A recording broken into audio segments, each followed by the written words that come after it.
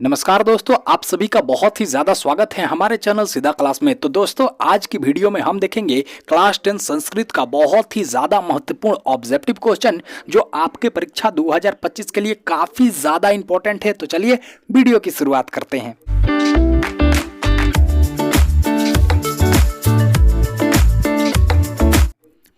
देखिए, हमारा पहला प्रश्न क्या बोलता है, और हाँ, वीडियो के अंत में आपको कमेंट करना है कि आपका कितना सही हुआ। तो पहला प्रश्न हमारा बोलता है, भारत महिमा के प्रथम श्लोक कहाँ से लिए गए हैं? ए ऑप्शन है विष्णु पुराण से, बी ऑप्शन है भागवत पुराण से, सी ऑप्शन है गीता से, डी ऑप्शन है रामायण से। तो जल्दी बताइए, भारत महिमा पाठ के प्रथम श्लोक कहाँ से लिए गए हैं? तो आपको याद कर लेना है, भारत महिमा पाठ के प्रथम श्लोक विष्णु पुराण से लिए गए हैं। तो हमारा ये ऑप्शन बिल्कुल ही सही हो जाएगा। आइए देखते हैं अगले प्रश्न को। अगला प्रश्न क्या बोलता है, अंत में कितने आलसी बचे थे?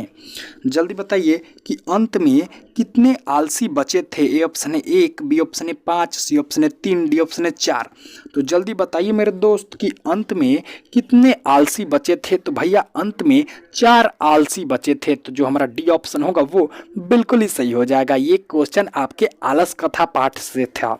तो देखिए तीसरा प्रश्न क्या बोलता है, बहुत ही ज़्यादा इंपॉर्टेंट क्वेश्चन है कि सुलभा का वर्णन कहाँ मिलता है? ए ऑप्शन है रामायण में, बी ऑप्शन है गीता में, सी ऑप्शन है महाभारत में, डी ऑप्शन है वेद में। तो जल्दी बताइए सुलभा का वर्णन कहाँ मिलता है? तो सुलभा का वर्णन आपको याद कर लेना है, महाभारत में मिलता है। तो हमारा सी ऑप्शन बिल्कुल ही सही हो जाएगा। आइए देखते हैं अगले प्रश्न को। अगला प्रश्न क्या बोलता है, प्राचीन काल में शिष्य को क्या कहा जाता था? मतलब प्राचीन काल में जो स्टूडेंट होते थे, विद्यार्थी होते थे, उन्हें क्या कहा जाता था?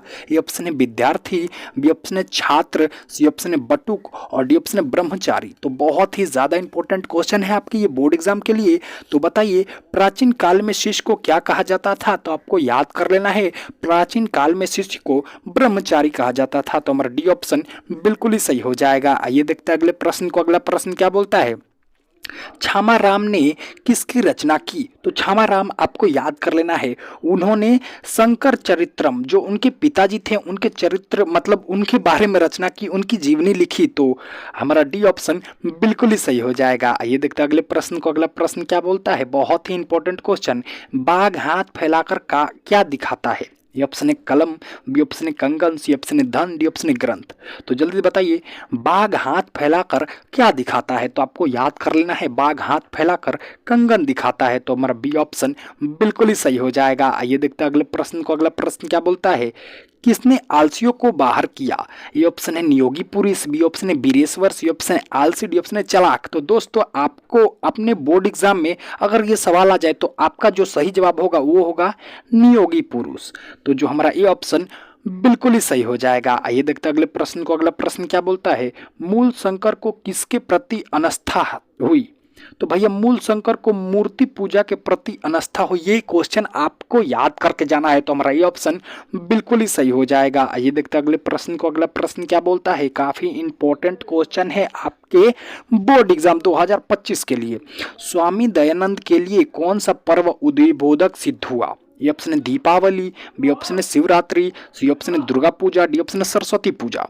तो जल्दी बताइए स्वामी दयानंद के लिए कौन सा पर्व उद्बोधक सिद्ध हुआ? तो जो शिवरात्रि पर्व है ना, वो स्वामी दयानंद के लिए उद्बोधक सिद्ध हुआ। तो जो हमारा बी ऑप्शन होगा वो बिल्कुल ही सही हो जाएगा। आइए देखते हैं अगले प्रश्न को। अगला प्रश्न क्या बोलता है, मेगास्थनीज ने अपने संस्मरण में किस स्थल का वर्णन किया? ए ऑप्शन है राजगीर, बी ऑप्शन है नालंदा, सी ऑप्शन है पाटलिपुत्र और डी ऑप्शन है गया।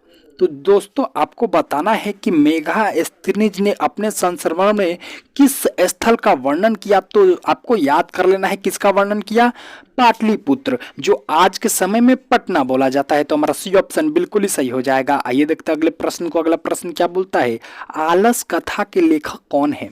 जल्दी बताइए आलस कथा के लेखक कौन है? ए ऑप्शन है वीरेश्वर, बी ऑप्शन है विद्यापति, सी ऑप्शन है कालिदास, डी ऑप्शन है भवभूति। तो जल्दी बताइए मेरे दोस्त आलस कथा के लेखक कौन है? तो आपको याद कर लेना है, आलस कथा के लेखक विद्यापति जी हैं। तो हमारा बी ऑप्शन बिल्कुल ही सही हो जाएगा। आइए देखते हैं अगले प्रश्न को। अगला प्रश्न क्या बोलता है, उपनिषद में किसका वर्णन है? ए ऑप्शन है परम पुरुष का, बी ऑप्शन है पुरुष का, सी ऑप्शन है आत्मा का, डी ऑप्शन है देवता का। तो जल्दी बताइए उपनिषद में किसका वर्णन है? तो आपको याद कर लेना है उपनिषद में परम पुरुष का वर्णन है। तो हमारा ये ऑप्शन बिल्कुल ही सही हो जाएगा। आइए देखते हैं अगले प्रश्न को। अगला प्रश्न क्या बोलता है? मंडलम पाठ में कितने श्लोक हैं? ए ऑप्शन है 3 और बी ऑप्शन है 4, सी ऑप्शन है 5, डी ऑप्शन है 6। तो जल्दी बताइए मेरे दोस्त, मंडलम पाठ में कितने श्लोक हैं? तो आपको याद करके जाना है कि मंडलम पाठ में 5 श्लोक हैं। तो हमारा सी ऑप्शन बिल्कुल ही सही हो जाएगा। आइए देखते हैं अगले प्रश्न को। अगला प्रश्न क्या बोलता है? बहुत ही ज्यादा इंपॉर्टेंट क्वेश्चन है। मंदाग्नि वर्णन पाठ कहाँ से ली गई है? ए ऑप्शन है कुमार संभव से, बी ऑप्शन है रामायण से, सी ऑप्शन है रघुवंशम से, डी ऑप्शन है मेघदूतम से। तो जल्दी से बताइए मेरे दोस्त, मंदाग्नि वर्णन पाठ कहाँ से ली गई है? तो आपको याद करके जाना है कि मंदाग्नि वर्णन पाठ रामायण से ली गई है। तो जो हमारा बी ऑप्शन होगा वो बिल्कुल ही सही हो जाएगा। आइए देखते हैं अगले प्रश्न को। अगला प्रश्न क्या बोलता है?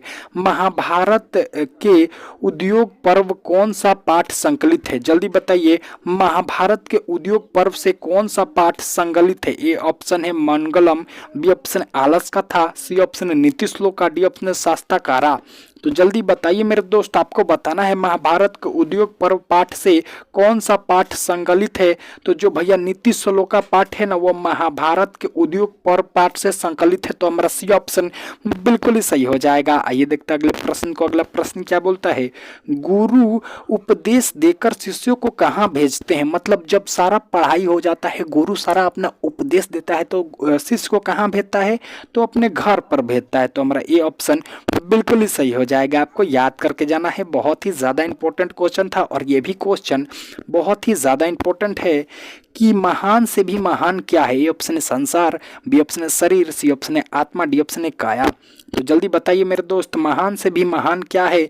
तो महान से भी महान आत्मा है। तो हमारा सी ऑप्शन बिल्कुल ही सही हो जाएगा। आइए देखते हैं अगले प्रश्न को। अगला प्रश्न क्या बोलता है? संपूर्ण संसार किसके अनुशासित है? ए ऑप्शन है परात्मा से, बी ऑप्शन है वेद से, सी ऑप्शन है आत्मा से, डी ऑप्शन है साहित्य से। तो जल्दी बताइए, संपूर्ण संसार किससे अनुशासित है? तो संपूर्ण संसार परात्मा से अनुशासित है। तो हमारा ये ऑप्शन बिल्कुल ही सही हो जाएगा। आइए देखते हैं अगले प्रश्न को। अगला प्रश्न क्या बोलता है? स्वामी दयानंद क्या थे? ए ऑप्शन है कृषक, बी ऑप्शन है चिकित्सक, सी ऑप्शन है अधिवक्ता, डी ऑप्शन है समाज उद्धारक। तो जल्दी से बताइए मेरे दोस्त, बहुत ही ज्यादा इंपॉर्टेंट क्वेश्चन है कि स्वामी दयानंद क्या थे। तो आपको याद करके जाना है, आपके बोर्ड एग्जाम में कहीं छूट ना जाए कि स्वामी दयानंद समाज उद्धारक मतलब समाज सुधारक थे। तो हमारा डी ऑप्शन बिल्कुल ही सही हो जाएगा। आइए देखते हैं अगले प्रश्न को। अगला प्रश्न क्या बोलता है? कौन कीचड़ में गिर गया? ए ऑप्शन है बाघ, बी ऑप्शन है पथिक, सी ऑप्शन है मूर्ख, डी ऑप्शन है सन्यासी। लास्ट क्वेश्चन है आज के इस VVI ऑब्जेक्टिव क्वेश्चन के सेशन का। तो जल्दी से बताइए, कौन कीचड़ में गिर गया? तो जो पथिक था ना, वो कीचड़ में गिर गया। तो हमारा बी ऑप्शन बिल्कुल ही सही हो जाएगा। इसी के साथ आज के VVI ऑब्जेक्टिव क्वेश्चन का सेशन करते हैं समाप्त। मिलते हैं आपसे कल एक नए ऑब्जेक्टिव वीडियो के साथ। तब तक आप हमारे चैनल सीधा क्लास को सब्सक्राइब कर दे और अपने दोस्तों में भी शेयर कर दे जी। धन्यवाद।